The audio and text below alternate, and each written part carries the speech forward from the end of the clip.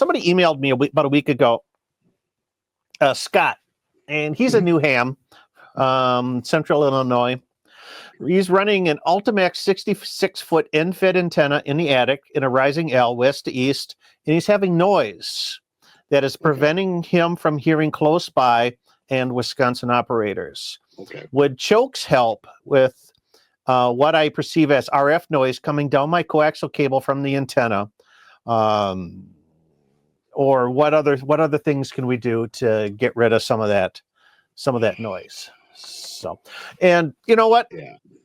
There's really no one solution to reducing RF noise, because it is, as I kind of say, it's like a game of whack-a-mole. You know, you get yeah. And if you think that's bad, try figuring out noise in a repeater site. Yeah. Oh, sorry. So if you find the first thing I'm going to tell you, Scott, go through your house and unplug any sort of wall wart, any sort of USB charger, anything that goes from 120 volts to something else. Just unplug them all. Yes. Right. One at a time. Go through, especially those cheap little ones that you get from China or from anywhere else. They're terrible. They're noise pollution in the worst possible way. LED lights can do it.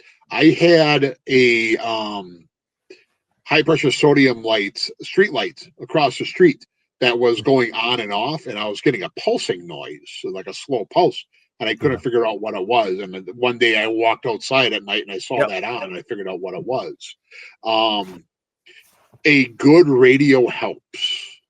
A good radio with a good receiver. And Scott, I don't know what you got. When I got my FTDX 3000, the roofing filters on there are phenomenal. Yep. The 3000 is by far one of the best triple het receivers in that last generation with DSP. They're really, really good.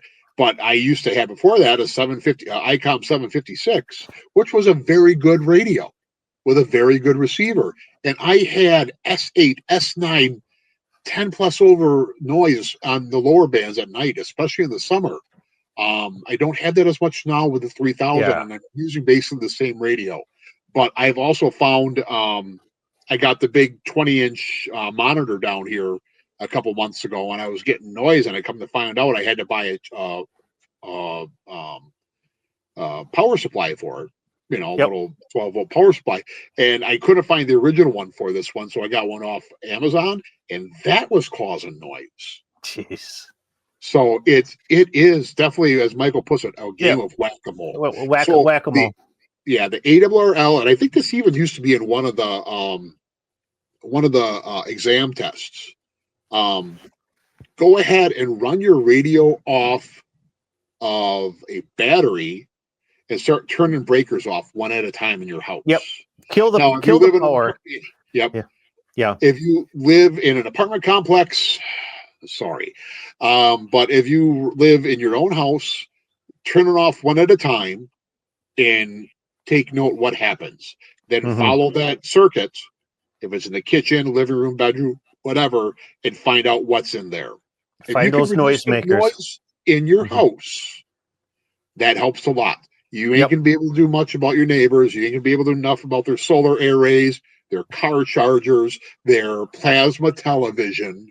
But if you can take care of what's in your house, you stand a better chance of getting the majority of it done. Get rid of the majority of the noise. Yeah. So first is to find those noisemakers, kill the power if you can, and then breakers one at a time, so you can listen and see. Because if you kill the main power and the noise is still there, then it's outside, and that's a different. Then you got to take a different approach. If you kill the power and the noise disappears. With the exception, laptops, tablets, anything that has an internal battery. But it's not the power supply in those cases. It's like a processor or something.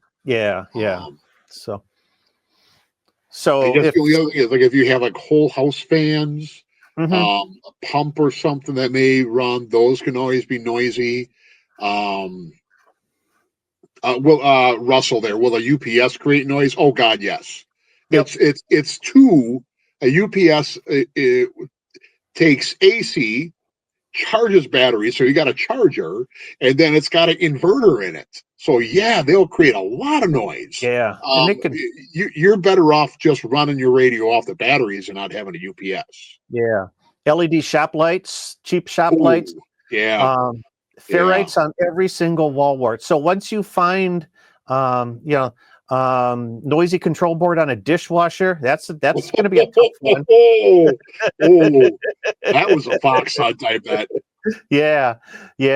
But once you, so don't put a choke on the dishwasher. You might end up in jail. Oh. So the place you want to go is Palomar Engineers, and they've got everything that you're going to need in order to get rid of noise. RFI, EMI solutions.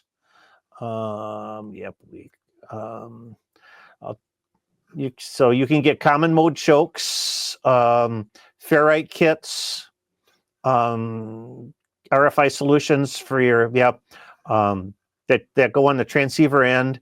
One thing you can do, and we didn't talk about this, because we were alluding to common mode chokes. This is the thing I've got on my transceiver, the common mode noise filter, and what it does. Come on, man! They just kind of drill us down.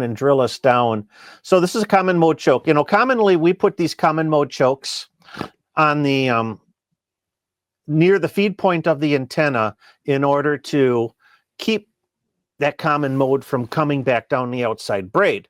But your outside braid of your feed line can also be considered an antenna and receive common mode noise from other sources. So like Joe, when we were at Winter Field Day and everybody was transmitting and we could hear everybody else's transmitters in our, because our receiver was being overloaded by those close signals. Right. If we add a second common mode choke at the transceiver end, and that's what this is, then that's going to give you that extra level of filtering. So if there's common mode noise coming in on your feed lines, you can greatly reduce that. So right. Yeah, it's it could be anything, and that common mode noise, it really has to be like a strong signal from close by, right? Yeah. Another thing you can do, I've done this before, get the cheapest handheld AM radio you can find. Like $5 at the Goodwill, and walk around your house with that. And when you start hearing noise on that, you can almost point right to it, right? Yep. Because the little AM radios with the little bar magnet inside are very directional.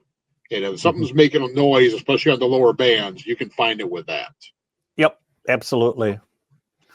Or if you wanted to spend a little more money, Tiny SA spectrum analyzers, then you can watch it on a screen. Don's reminds us noisy power lines, bad hardware and power poles. Usually it's a fuse that's going bad, that's arcing.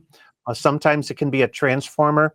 If you can locate the noise to a specific power pole, you can contact your contact your utility, and they will fix it.